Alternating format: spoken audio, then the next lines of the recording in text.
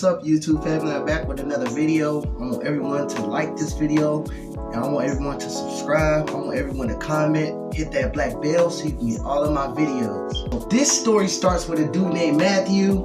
He's driving home from work. It's about 10 p.m. He's driving on the highway. All of a sudden he realizes he gets a little thirsty, so he pulls over to a store on the side of the road. Oh yeah, one thing, is it me or Speedway slushies really delicious? I want someone to leave a comment in the comment section. So back to the story. So as Matthew's in the store, he grabbed a Reese cup, he grabbed him a slushie at the counter, and he give the clerk the money. You know, he trying to hurry get home because, you know, he ready to lay down. So as Matthew's leaving out the store, here a guy say, "Excuse me, sir, do you have any change?" Matthew says, "Nah, sir, I'm sorry," and keeps it moving. But then the guy's like, "Hold on, sir, which way are you going? I've been stranded out here for a whole day, no one to give me a ride."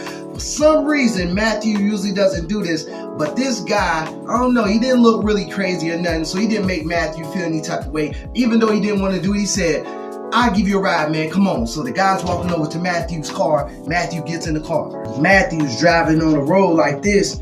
Next thing you know, he's looking over at the guy. The guy, he seems really quiet, even though he was just talking a lot before he got in the car. So Matthew says, "Hey man, what's your name?" This man says, "I don't really want to tell you my name." Even though Matthew's kind of thrown off by it, he keeps trying to create conversation because Matthew's starting to feel a little strange at this moment. Now it's been about, 10 minutes on the road. Matthew's home is about 15 minutes away. So he asked the guy, "Hey man, where you want me to drop you off at?" And the guy's like, "Oh no, keep going." Even though Matthew didn't want to keep going, Matthew, he's driving like this. And then this guy looks down at Matthew's Reese cup and he says, "Hey man, you mind if I have that Reese cup?" Matthew says, "No, I don't mind," even though he did mind, because mind you, Matthew really loves Reese cups. So anyway, as Matthew's driving, he can see on the side of his eye that this dude is staring at him, and he keeps grabbing in this black bag. Matthew don't know what he's trying to do, so Matthew ends up saying, "Hey man, are you all right?" And the guy says, "Keep driving." And next thing you know, Matthew pushes foot on the pedal a little faster. Next thing you know, you see the police lights in the background. Matthew was getting pulled over. Matthew knows he was going the speed limit. He didn't know what he was getting pulled over for, so he didn't have anything to hide. So Matthew pulled over him to the side, and the man said, "Dude, what are you doing? Why did you stop?" And Matthew's like, "What's going on? What do you mean?" "They're looking for me." And Matthew's like, "What's going on?" So the officer, by this time, he's at the window. He says, "Sir, you have license and registration?" Matthew gives that to him. After that, police officer shines a flashlight over to the man in the passenger seat and says, "Hey sir, you look familiar. You mind giving me your name?" And the man, he gets out the car and tries to run, but the other officer catches him and tackles him. So while Matthew got his hands up like this, the officer says, "You stay right there and don't move." And they put the other guy in the car and locked the doors. After they put him in the car, more backup arrived.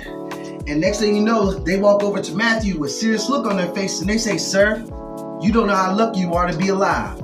Matthew looks at them stunned and says, "What do you mean, sir? I just met him at the store. He asked for a ride." The two officers look at each other and they say, "Well, sir, turns out you gave a ride to the most notorious serial killer that we've been looking for a very long time. He's been murdering women all around the area. We didn't know his whereabouts until you bumped into him, so basically, thank you for helping us find him." And Matthew looks at him and says, "Thank you for saving my life." The police officers say, "Well, sir, no, thank you. And I want you to drive safe and be careful who you give a ride to." And as they're walking away, they look in the car and they say, "Hold on, sir, move aside." And as they open up the door, there goes a bag right there. It has rope, it has a knife, and it has zip ties. Matthew's looking there like this. He can't believe it.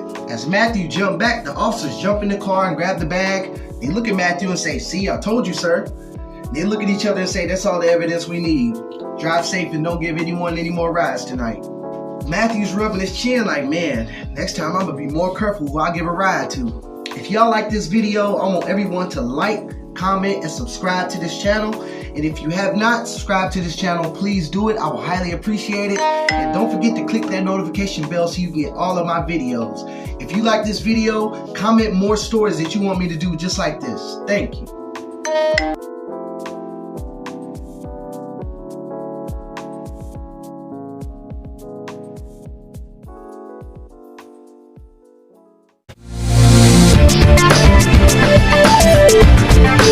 We'll be right back.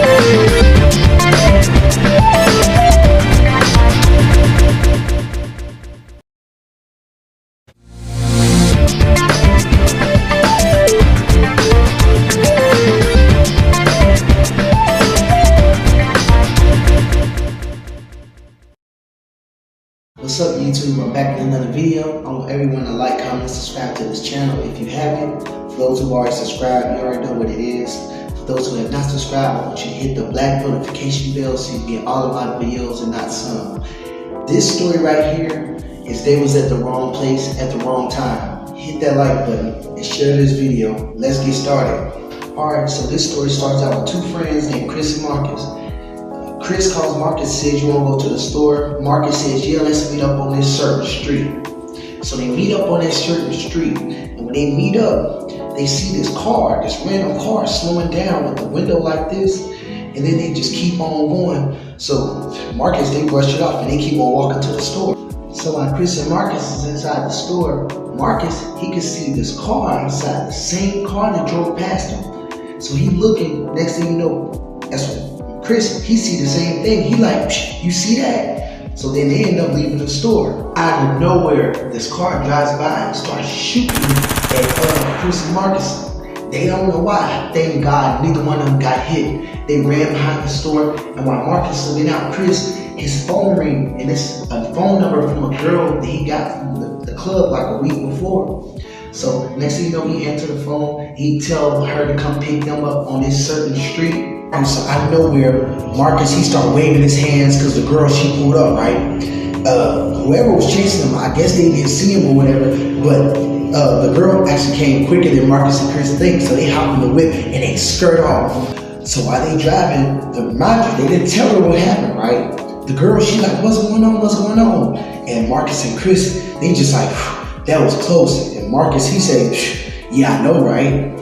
And yes, I'm not racist, but by the way, this is a white girl. They came to pick them up. So she like, I don't want y'all in my car, not telling me what's going on. So Marcus finally tell her, look, we end up getting shot at, I don't know what's going on. So next thing you know, they look up and they see some headlights. They hit a few lefts, hit a few rights, and the headlights keep following them. So now they know they're in trouble. Now they done got the girl in this same mess. So for some reason, Chris, he just jumps out the car and just takes off running. Marcus, he stays in the passenger seat while the white girl, you know, she's driving fast. And this is when the gang members start shooting at the car. Now the white girl's scared. Now she's pushing the brakes. Next thing you know, the red and blue lights, the police come and they pull them over. So they try to tell the police officer that they the ones being shot at. After backup came with everything, here come Chris. Turns out Chris jumped out the car. When he took off running, he ended up seeing the police car parked on the side street and said that they were being chased and followed. And after that, that's when they heard the gunshots. And then Chris, he ended up telling the police officer where to go. And the police officer ended up speeding up and catching up to Marcus and the white girl. And the cop was explaining that there was a gang initiation. There was two gangs going up against each other, right? One of these gangs' homies got killed, so they was coming to retaliate. Turns out the neighborhood that Chris and Marcus was in, that was the same neighborhood where the gang was coming to retaliate. They was pretty much shoot anybody on sight. So that's pretty much how that happened. Chris and Marcus wasn't in any gang or anything. So basically they was targeted by gang members for retaliation. What's even more crazy is, after this, two other people, unknown, shot and killed at the same store that Marcus and Chris just left from. After Marcus and Chris left, two other people came, and I guess the gang members swerved back around and got to get back on somebody that was innocent. So two people got murdered pretty much that night. Two innocent people. I don't know who they are, but Chris and Marcus made it out alive. Y'all like this video? I want y'all to like, comment, subscribe to this channel. I want y'all to hit the notification bell and share this video, man. I'm trying to get remonetized so I can get all my good videos back up how I want to be, man. But anyone, if y'all like the story and this touches you, please hit the like button, hit the black bell so you can get all my videos and not some. I love all y'all for watching these videos. Leave a good comment, leave any comment, just share it. Peace.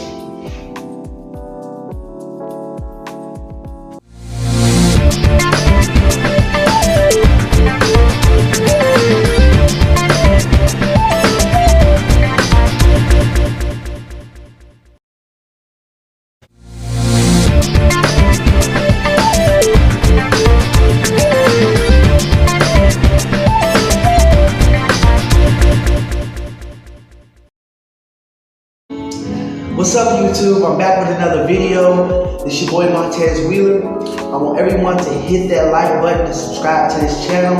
If you have not subscribed to this channel and you're a new viewer, I want you to hit that black bell so you can get all of my videos and not just some.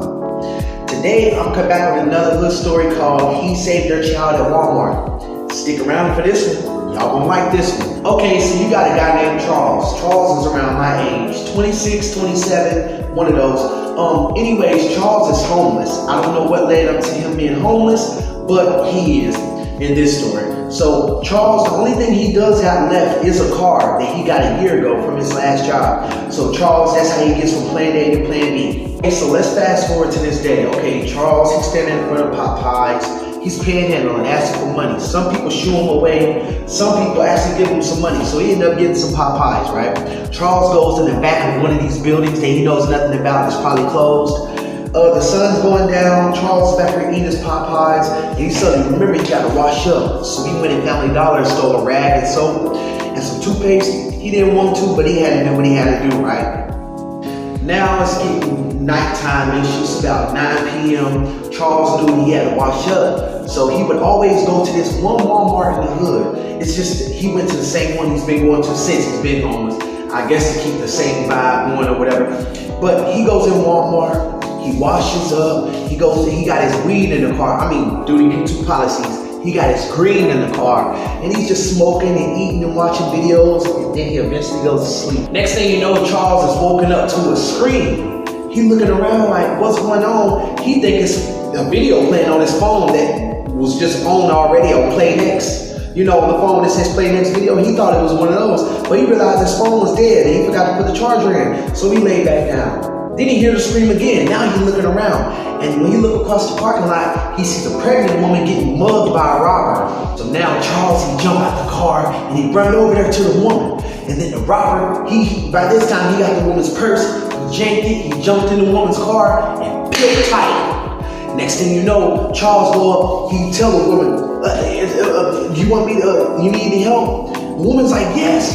He has my baby in the backseat. Next thing you know, Charles, he jumped in his van and went on a full chase, chasing the robber, like 10 minutes down the road. So now Charles, he's not even worried about crashing his car, right? He's driving up on the robber, trying to bang the car, get on the side of the road, because now all he think about is the kid in the backseat. He don't know if it's a baby, a little girl, or whatever. But he's driving and the robber, I don't know what happened. This guy must have been drunk, but the car spun out of control just a little bit enough for the car to crash and come to a stop. Charles jumps out the car. The robber, he tries to run, but Charles catches up with him.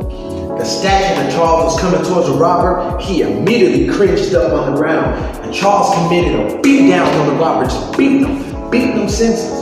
So right after that, Charles looks in the backseat, and it's an 8-year-old little girl. Charles gets the kid, puts her in the van safely, right back to Walmart. Now you're thinking about the car. You left the car there. So we get back, and he could tell by the woman's face, the only thing she was worried about is, did you get my baby?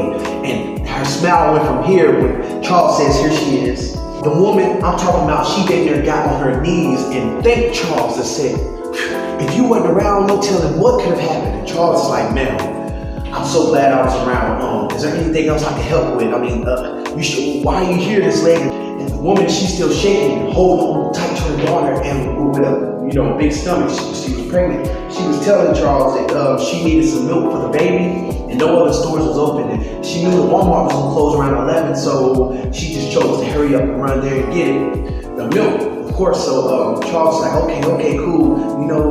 And the woman's like, what's your situation? Charles began to tell her that he was homeless and this and that. Fast forward, she started feeling sorry for Charles. The woman began to think about if Charles wasn't there that night, what could have happened to her daughter, right? So given the fact that Charles was pretty much homeless, and he wasn't asking for anything from the woman, just a genuine out of his heart, she could see that he was a good guy. So the lady looks at Charles and says, what you did for me tonight, sir, I'm gonna change your life. And she reached in and put out a check and was writing Charles thinking, man, you don't have to. And even then, Charles thinking, it's gonna be, maybe $100, right? As the woman has tears rolling in her eyes, she says, thank you so much, young man. God bless. God wanted me to give this to you. And she handed Charles a check. Charles looked at the check after the woman pulled off and beat the horn. It was $100,000. Charles couldn't believe his eyes. All Charles could do is just look down at the check and look up and thank God. That's the end of this story, but I want to say a message. Helping people goes a long way. I don't care if it's 50 cents, I don't care if it's $1. Try to help as much people as you can because you never know what could come back in return. Charles, he's homeless, living out his car, no money, no house. He helped that woman and now look, he got $100,000. Charles went and got himself a new car, got himself a place, and he found a new girlfriend. Hey, if y'all like this video, like, comment, subscribe to this channel. And for everyone who is new, then just click on this video and just now visiting my channel. What I want you to do is, if you like this video, hit the black bell so you can get all my videos. If y'all like these little stories, I'm gonna post them back to back because I got hundreds of them.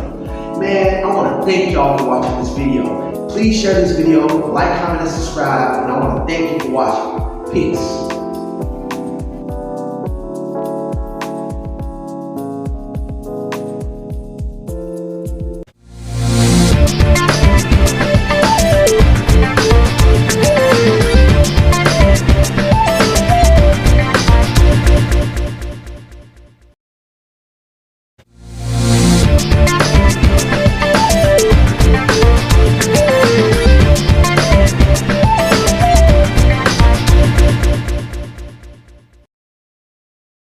What's up, YouTube? I'm back with another video. I want everyone to hit that like button, comment, and subscribe to this channel. And don't forget to hit the black bell. This next story that I'm bringing out today is called The Evil Grandma. Y'all might want to stick around because I think y'all might like this one. Okay, so you got this young guy. His name is George, right?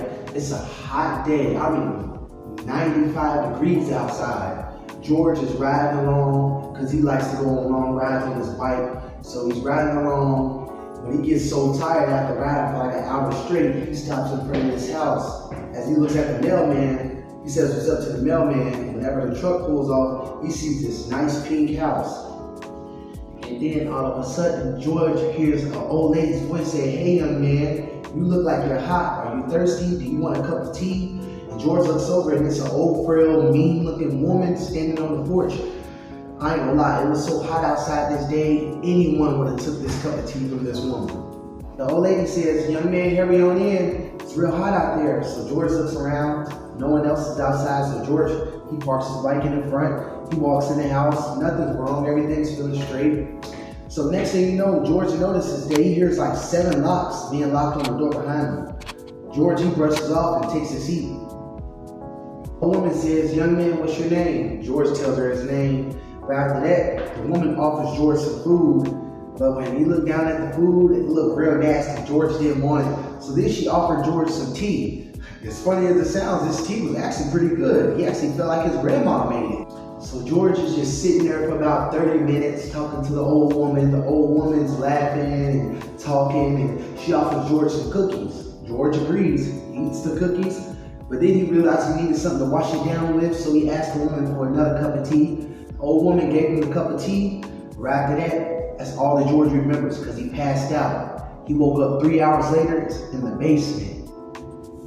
The next thing you know, George wakes up in the day, scratching his head like this. He don't know what's going on, but he realizes he's locked in the basement. He yells, "Ma'am, let me out of here before I call the police." But he taps his pockets and realizes he don't even got his phone. So the old woman says, "You're never getting out of here." So George, he panics. He looks around for a way out. George sees a blue room and he runs towards the blue room. He goes in this blue room and all of a sudden he realizes that just leads to another room in the house. So DJ all of a sudden hears footsteps coming down the steps and all of these crazy dogs barking. So next thing you know, DJ hides behind something. The old lady comes down there and says, "I'm gonna find you and I'm gonna get you." But for some reason she couldn't find him. So she ran back upstairs and the dogs stayed downstairs. So DJ's standing right there while the dogs are barking. While the old lady's walking around looking for George, George realized that she left the door open upstairs, so this is George's one and only chance to get out the basement. But guess what? As soon as George gets to the top of the steps, the dogs start barking. And guess what? The old lady turned around with a butcher knife and started walking towards George. Next thing you know, George took off running. So George was running and he was stopped in his tracks when he hears a loud noise struggling outside. So now George runs to the front door while the old lady's walking behind him with a knife like this. George tried to unlock the front door and try to get on his bike, but the door was locked. So George jumps out the window like this and hops on his bike and starts riding off. And then the old lady jumped in her car and started chasing George full speed in the car. So George, he's riding, and the old woman, she's trying to smash George's bike off the road. And eventually she ends up hitting George, but she only hits the back wheel. And he ends up flipping the bike and George ends up falling off the bike, passing out. Now, what do y'all think is going to happen next? I'm going to tell you what's going to happen next. So, George, he wakes up out of unconsciousness and he's looking at the ceiling in the car. At this point, he realizes, I'm done. He thinks he's in the old woman's car. He don't know what this old crazy woman's gonna do to him. Well, it turns out when he looks in the front seat, the woman is not actually the old woman. It was actually an innocent bystander that was just driving past. George was passed out on the road, and the woman stopped her car and seen the old lady carrying George to her back seat. Something didn't feel right, so the woman yelled at the old lady, and the old lady got scared and left George right there in the road and drove off. So the woman put George in the backseat of her car to where George was safe. She explained all this to George, and George thanked the woman. And the woman, she said, no problem. George told the woman everything that happened, and the woman decided to call the police, but she made sure George made it home safe. They filed a police report. When they went to the old woman's house, they went and they found a body in the freezer. So this woman was arrested. I don't know what this woman was involved with. I don't know, but all I know is that she was arrested for numerous missing people that came up missing around town. I'm gonna wrap that up for this story because I got plenty more to make, plenty more to come. So be watching out. But if you watch this whole video, I want you to hit the like button, subscribe, and leave a comment. Hit the black bell so you can get all of my videos. This is Montez Wheeler. If y'all like these stories, send comments and share these videos. Hit the like button so YouTube can get the algorithm. I want to thank y'all for watching this video. Like, comment, and subscribe. Until then, peace.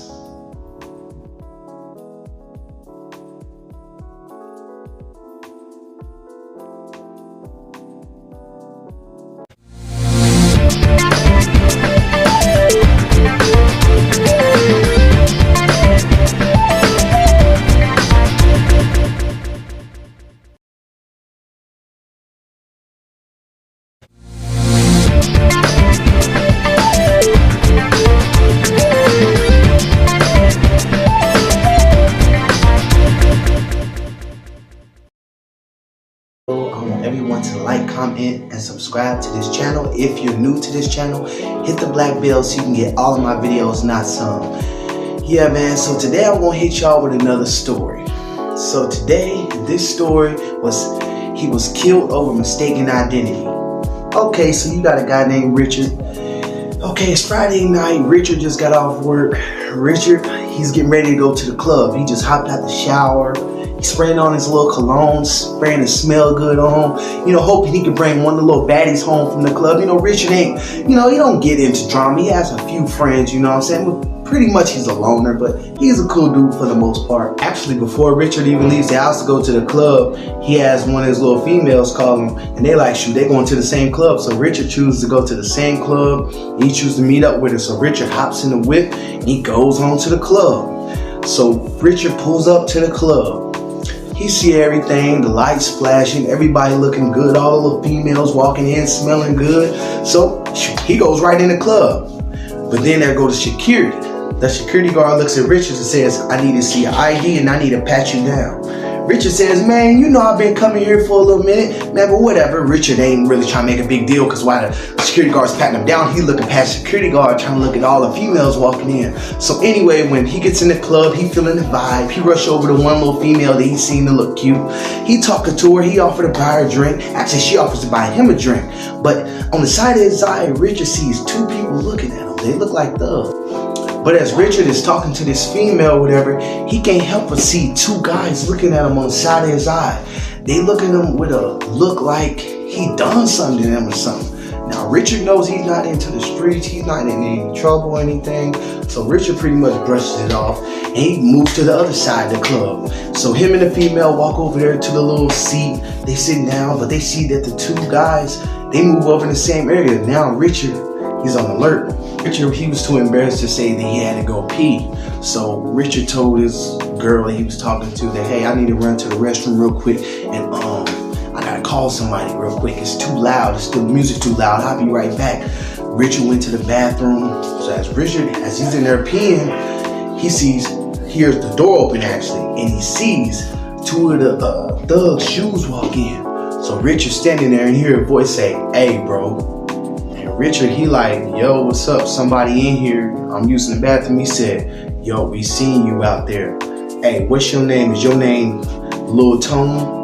Richard like, Lil Tone, man? No, man, my name Richard, man. I don't know. So now, Richard, he zipping his pants up. Before Richard could even say anything, one of the dudes put their hand in Richard's face like this and said, we know you robbed us last week. We gonna get you back. We know we gonna get you, and they walk out.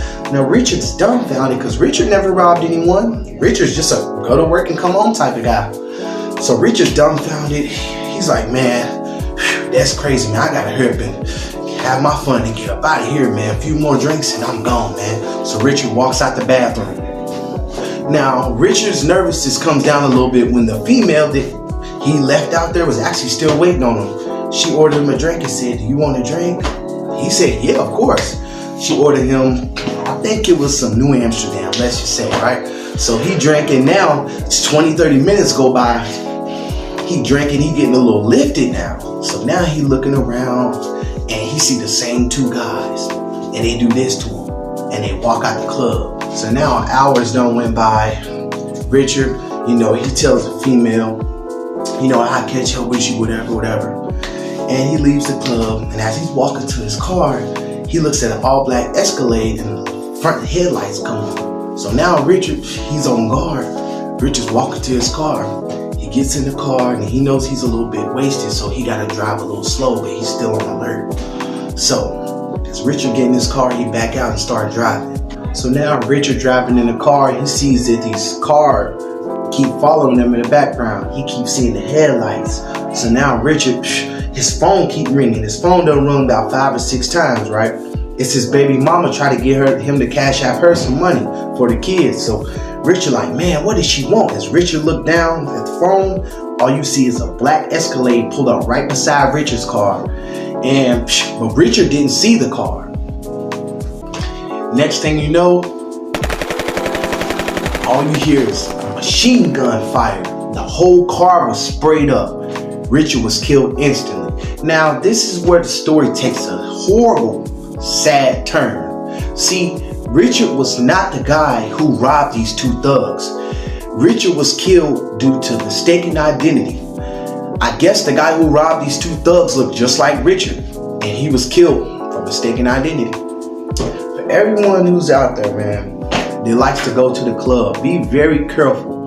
And limit the drinks that you drink at the club so you won't get too wasted. Because you just never know who's in the club, who's looking at who's coming there to start trouble, who's coming there to take a life. This guy, Richard, he didn't know that this was going to be his last night alive. But if Richard would have knew, I don't think he never would have went to the club that night. Now, this is another story for y'all that I put because I haven't posted nothing in a while because I'm trying to get my stuff together or whatever. But yeah, Richard was killed. His baby mom was devastated. He left behind one child, and the messed up thing is he wasn't even the intended target. So that could be you. So when you out and about, please watch your surroundings. I don't even go to the club personally. And even if I do go to the club, it's only going to be for a little bit, and I'm always going to be on my P's and Q's looking at everybody. Man, if y'all like that video, man, like, comment, and subscribe, man, to this channel so it can run up the algorithm and it keep me wanting to do more videos for y'all, man. Listen, hit that black bell so you get all my videos. Leave a comment if you like. Now, until next time, peace.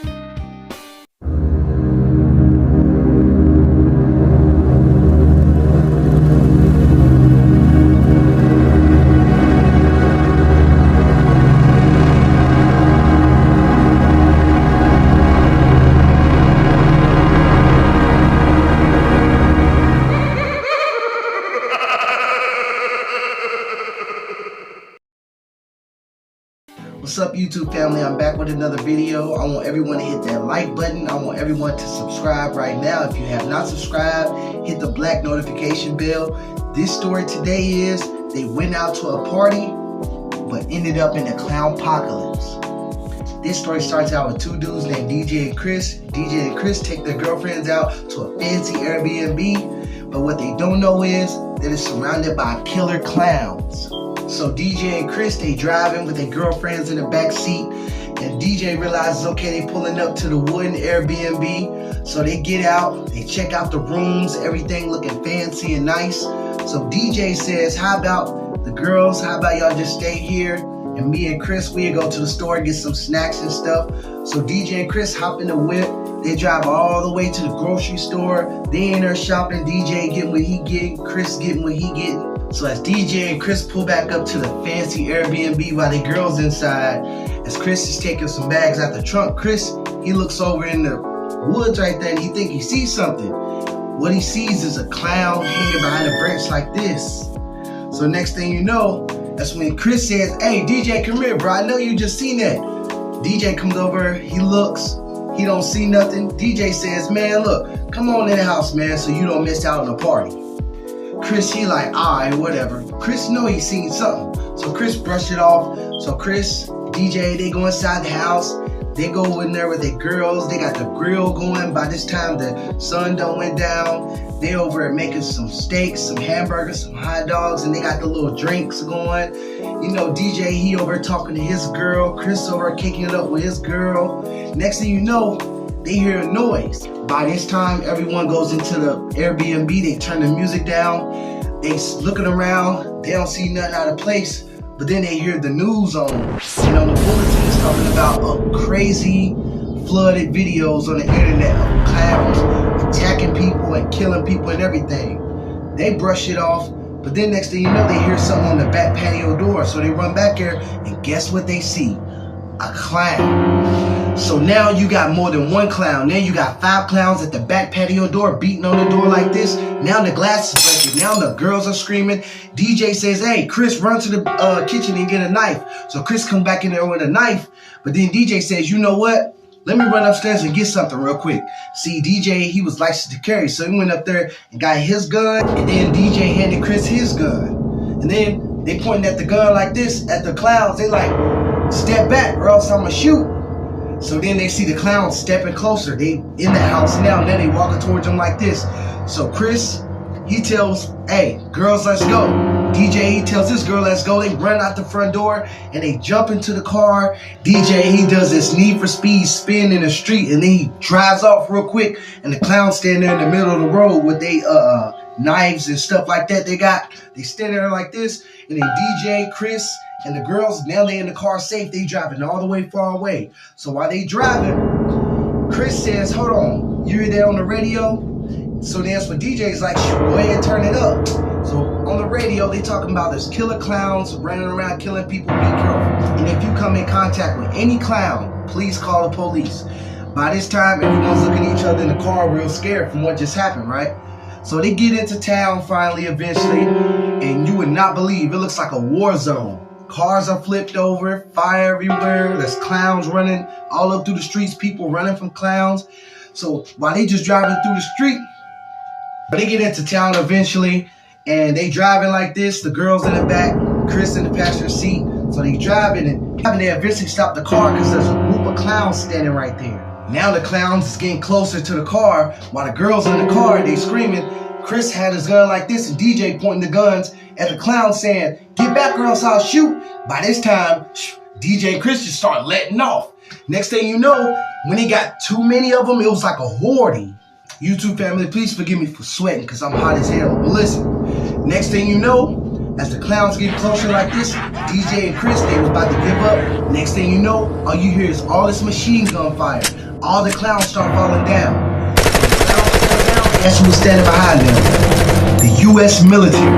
They came into the city to evacuate everyone because of what was going on. So they came to DJ and Chris's rescue. DJ, they stand there in amazement with the flashlights in their face. They try to wave the flashlight at their face like that. They're just happy to be alive at that moment. But the story doesn't end there. There's a part 2 that I'm going to drop to this after this part 1. So this is to be continued. I want everyone to hit that like button if you haven't. If you like more stories like this, comment below, hit the black bell, and be watching, because I got an episode 2 coming for y'all. Thank you.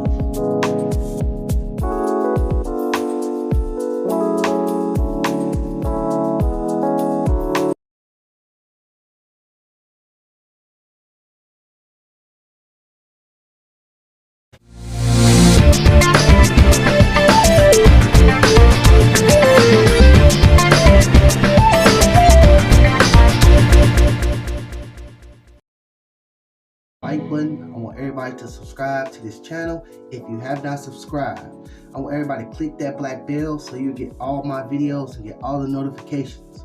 Now today, this story starts out with, let's say, a guy named DJ. He's 18 years old. He just made 18 last month actually.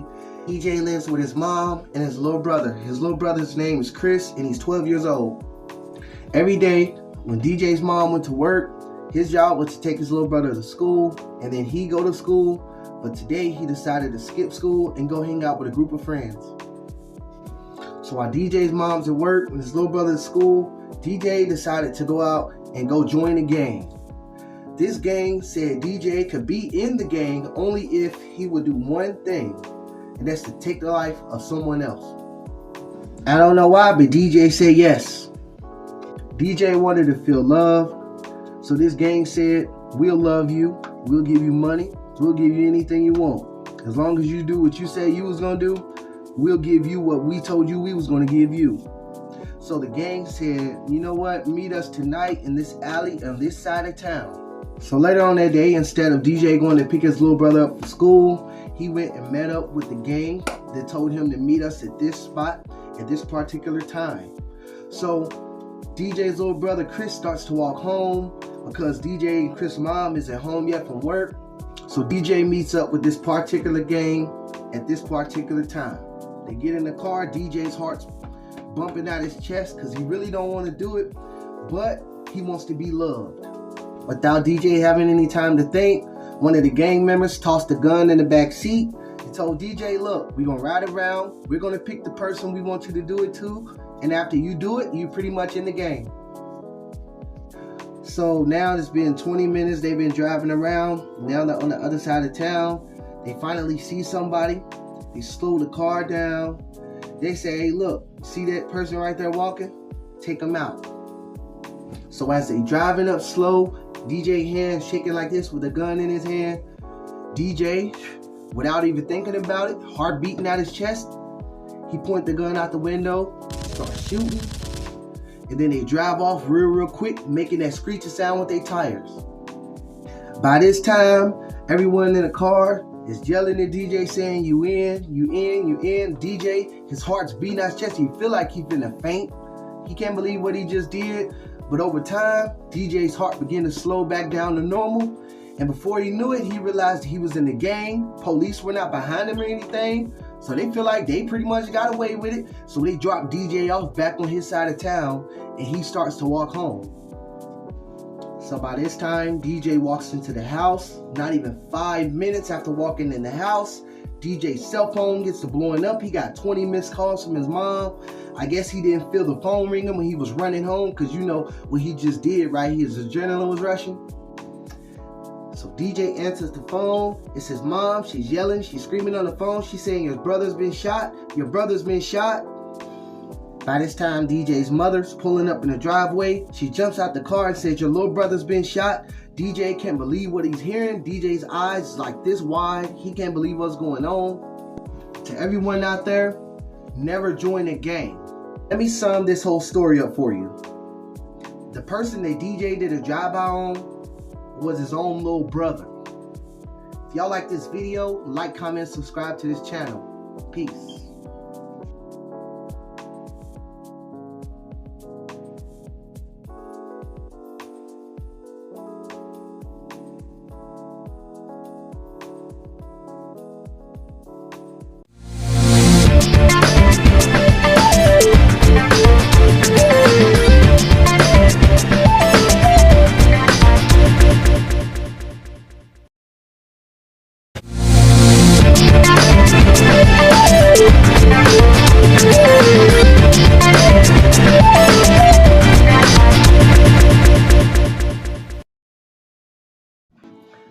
What's up, YouTube family? I'm back with another video. I want to thank everyone for watching this video and clicking on this video. I want you to hit the like button, hit the subscribe button, leave a comment, and don't forget to hit the black bell notification so you can get all of my videos. This story starts right here with a dude named Marcus. He's walking from the store, you know what I'm saying, eating some hot Cheetos, eating a honey bun, and he drinking a purple Fago. You know, he just walking along, just eating, just drinking. Then all of a sudden, he hears some footsteps behind him. Next thing you know, there's three black dudes. They got on hoods. One of them pull up a gun like this, and they say, hey, bro. Hey, I know you hear us talking to you. Run them pockets. Marcus caught off guard. He don't know what's going on. He throws his hands up like this. He say, hey, I don't know what's going on. And he dropped the bag of chips. He dropped everything. He take off running. As he's running, he hear gunshots hit around him as he's running because the three dudes chasing him. So they turn around and take off. And Marcus, he keep on running. But they didn't leave. They was going to get a car. But the dudes, the gang members, they wasn't going nowhere. They ran back to get their car. So they driving around the hood looking for Marcus. Marcus running through backyards. Marcus is scared to death. So Marcus, he's running. You know what I'm saying? For some reason, he can't get away from him. I guess they knew the hood pretty well, so they kept him driving through. Marcus, he's running past bandos. He's getting behind garbage cans. And all of a sudden, while Marcus, he's running. Next thing you know, hear a voice say, hey, there he is. There go the three gang members. They start shooting at him. Marcus keep on running. For some reason, Marcus hit this back street. He heard another noise. Say, hey, bro, what's going on? Marcus look over. It says homeboy, Big Mike. He run over to Big Mike's car. Marcus like, hey, bro, let me in. Big Mike, he speed off. So as they get away in the car, safe and everything, Big Mike, he's like, bro, what's going on? Marcus, he is up telling, man, I don't know, man. I was walking to the store, eating some chips, drinking a Fago, eating a honey bun, and then three guys ran up on me. I guess they tried to rob me. Big Mike told him, oh, yeah, man. I forgot to tell you about this area, man. It's real bad, man.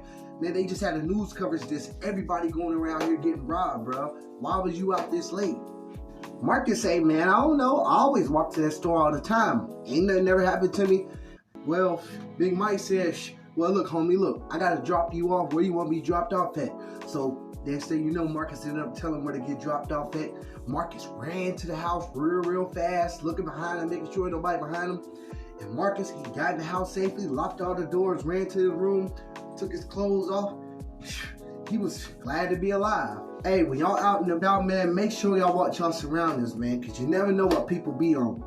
Ever since that day, Marcus, he never went to that store again. He actually ended up saving up money from his job and getting a car, and he ended up driving to another store. Man, I want y'all to hit this like button, man. Hit that subscribe button, man. Like this video, share this video, subscribe to this channel, hit the black notification bell. If you like more stories like this, man, comment, and I'll make another one. Peace.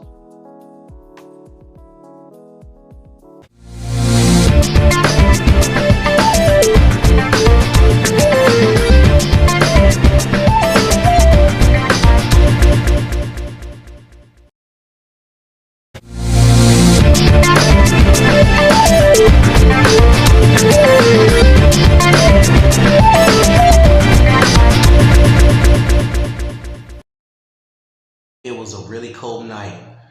James get a text from his girlfriend and say, come to the liquor store. James pull up to the liquor store. Matter of fact, it was 2 o'clock in the morning to be exact. As James looked down and text his girlfriend and say, I'm here at the liquor store, there goes a silencer right here to James' brain. Then we gonna backtrack. This is just the intro. We gonna get into the story right now.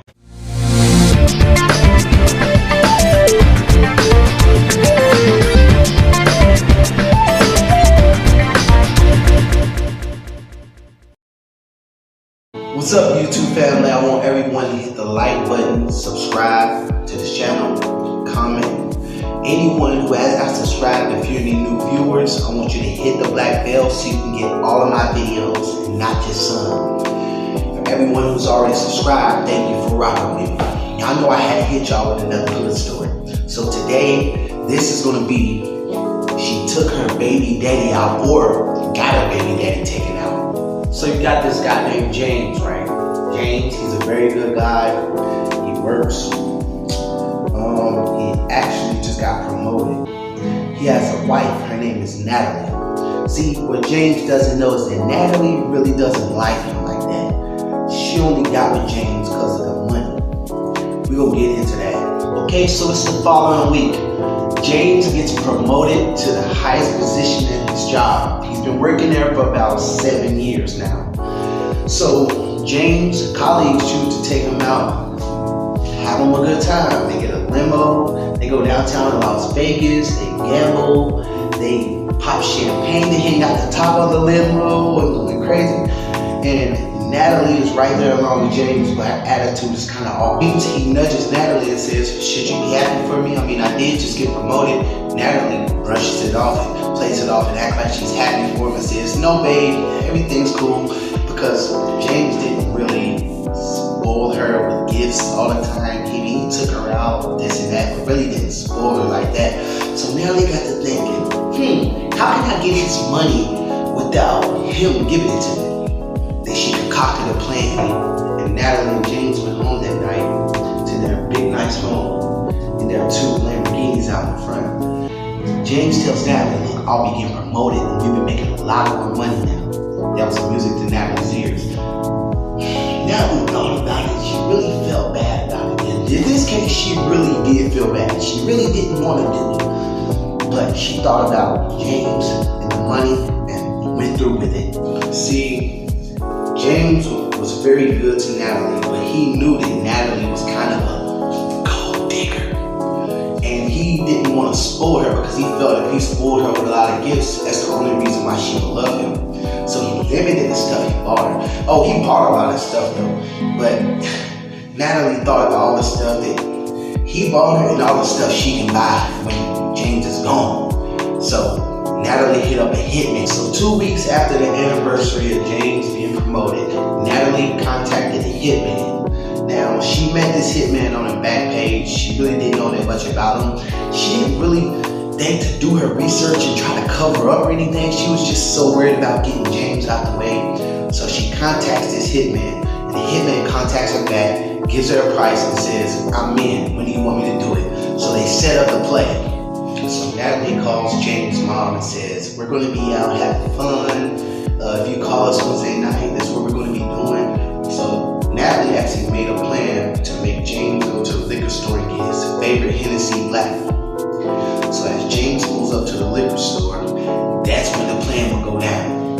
So this plan was set up for Natalie and the hitman to meet up at some plaza or something like that behind some stores where no one would know where they're at.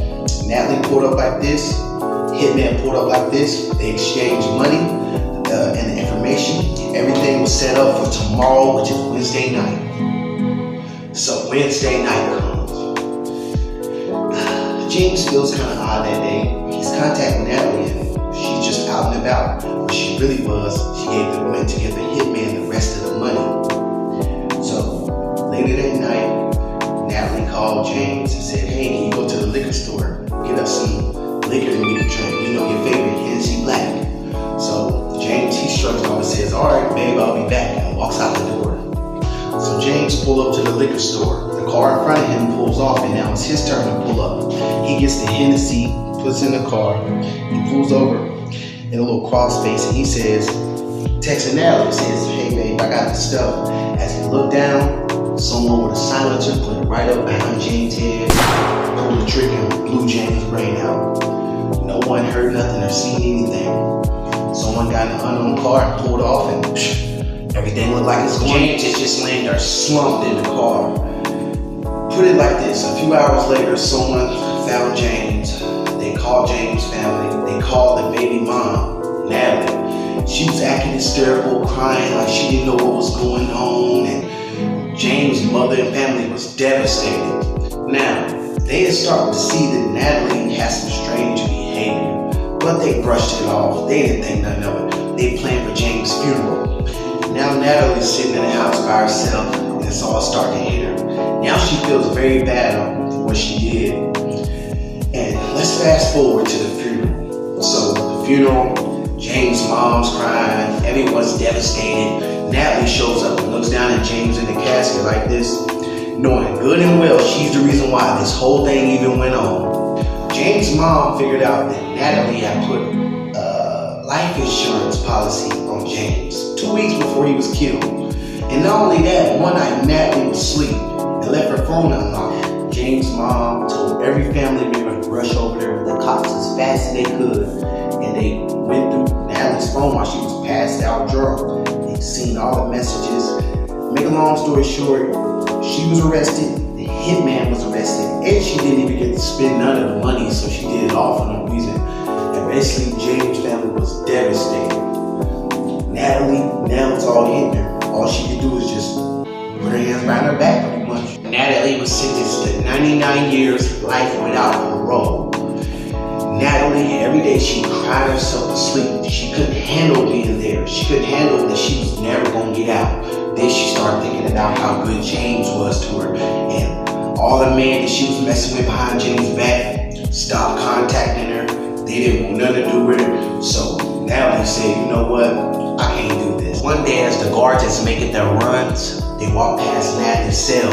And there you go. Natalie's feet dangling right there. She's hanging from the ceiling. Now the guards is rushing. We need a medic, we need a medic. It was too late. Natalie was gone. Y'all like this video, like, comment, and subscribe to this channel. Hit the black bell so you can get all my videos. Until next time, peace.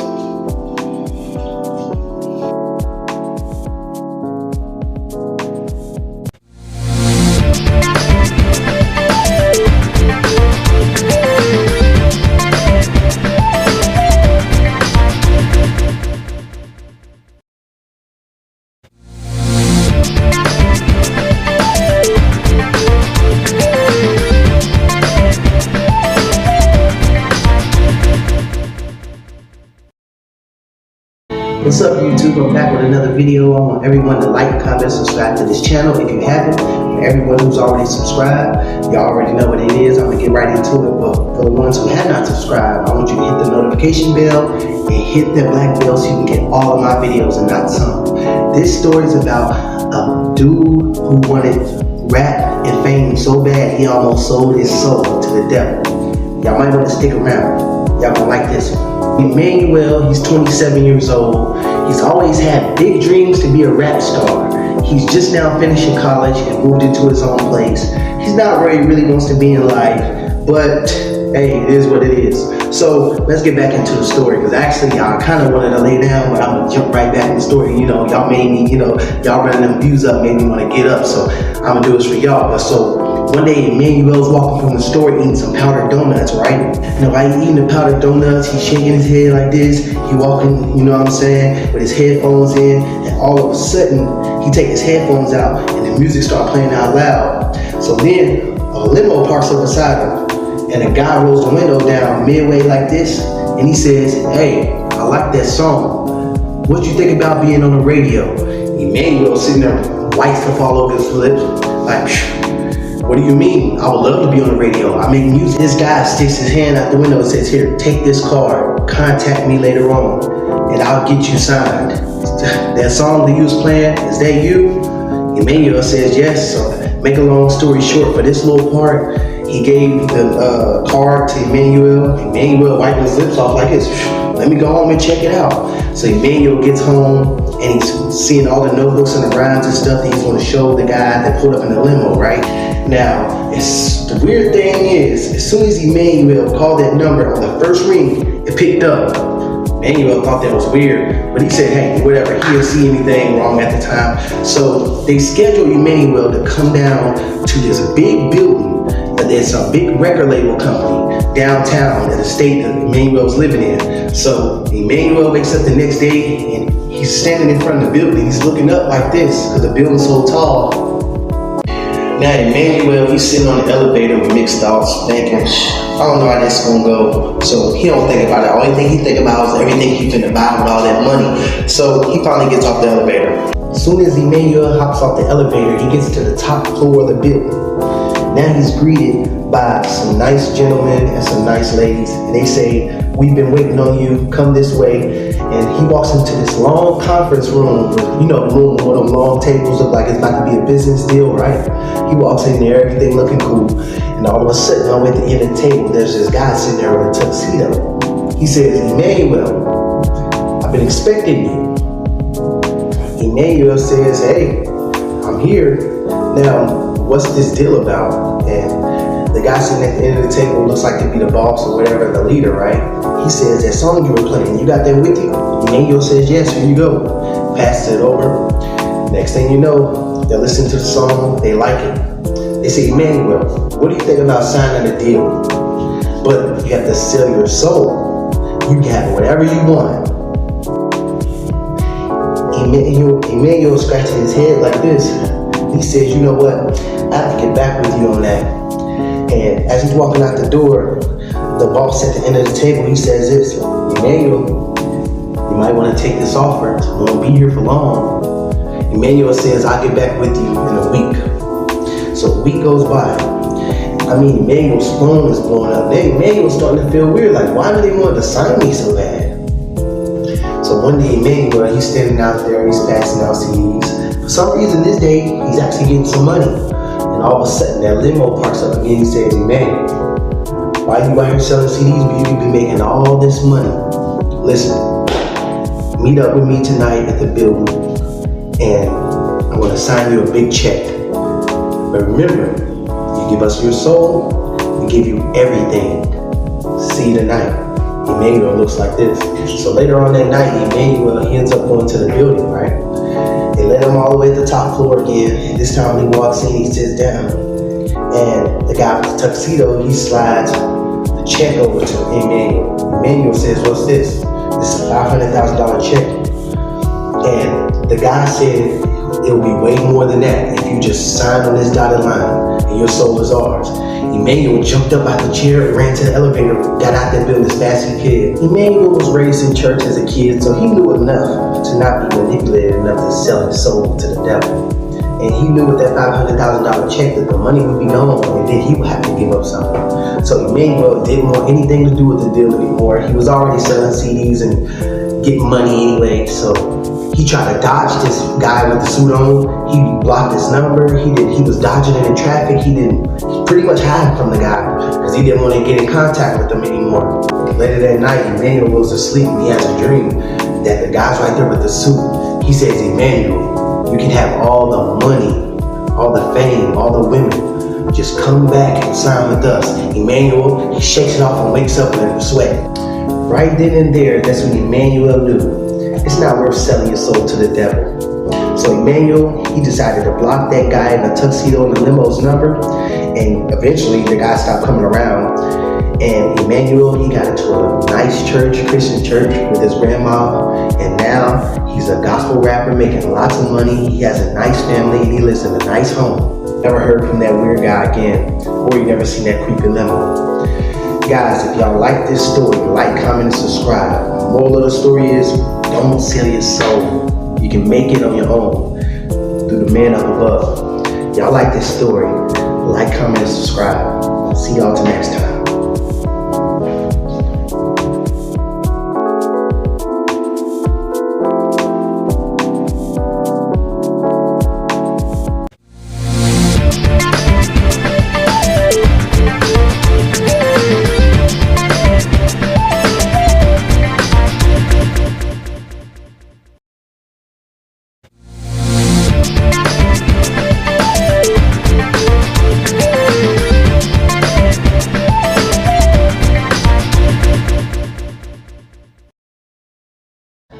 What's up, YouTube? I'm back with another video. I want everyone to like, comment, and subscribe to this channel. For all the new viewers, I want you to hit the like button and hit the black bell so you can get all of my videos and not some. Today, this video is going to be a little shorter. It's going to be called He Just Snapped and He Killed His Baby Mama.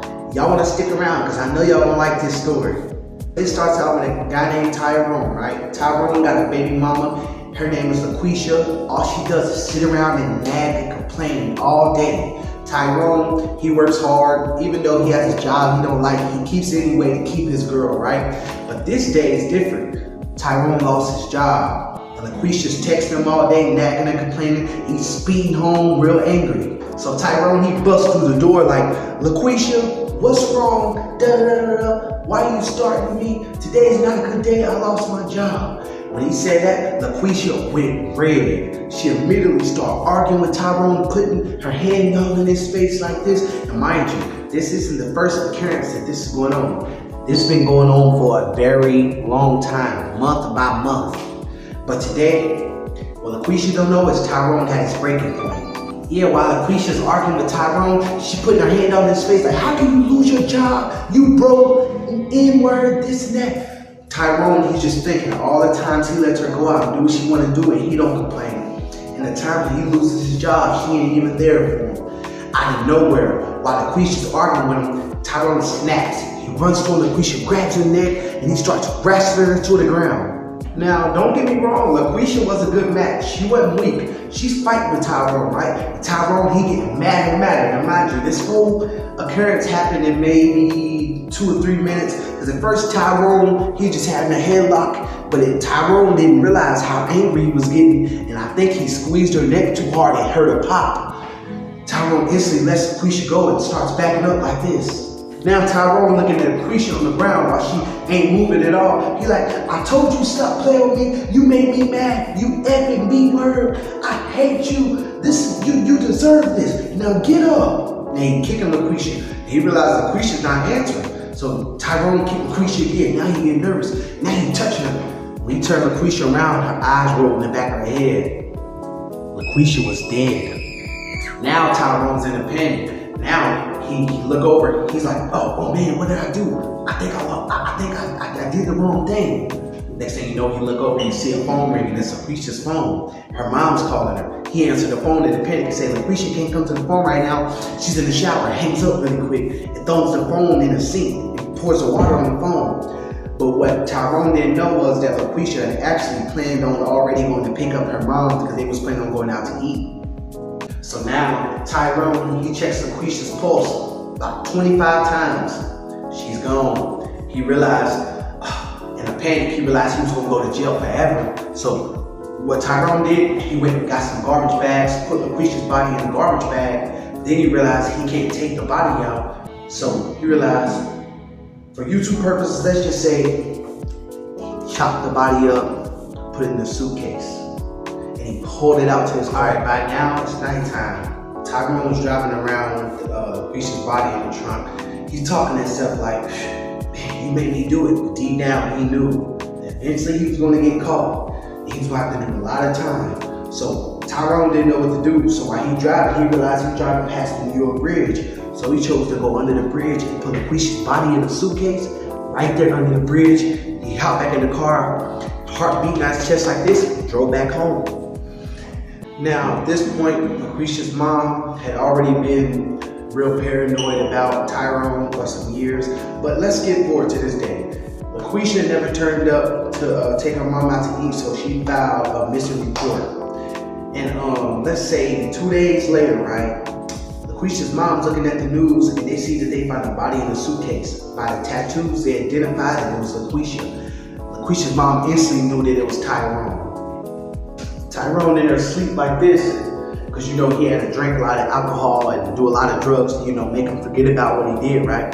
He totally oblivious that he just murdered his girlfriend 2 days ago, right? So he laid in a bed like this. All you hear is, boom! NYPD! NYPD! Put your hands up! Long story short, Tyrone was arrested for the murder of his baby mom, LaQuisha, and pretty much he murdered her because he snapped. For anyone out there who is in a relationship, man or female, and it is domestic violence, please exit that relationship. I don't care what history y'all have together or what history y'all don't have together.